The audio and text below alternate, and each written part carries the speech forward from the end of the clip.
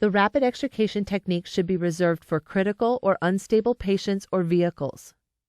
Examples of these patients would include actual or impending cardiac arrest, respiratory failure, decompensated shock, rising intracranial pressure, uncontrollable external bleeding, altered mental status, penetrating injuries to the head, neck, chest, abdomen, or pelvis, or a patient in an unsafe situation requiring an urgent move.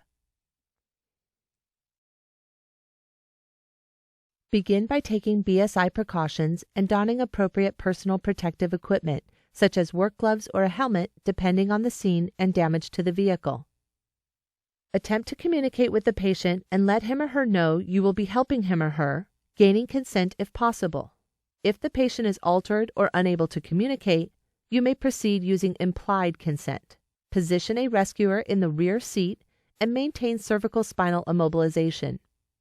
Perform an initial assessment of the patient to ensure that this is a high-priority patient and rapid extrication is the most appropriate technique to use. Apply an appropriately sized cervical collar after inspection and palpation of the cervical vertebrae and neck.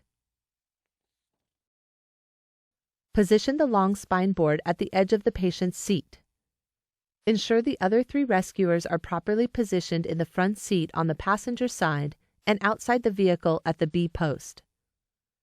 Next, carefully start the quarter turn until the rescuer holding the head is unable to turn any further. Then, stop the turn.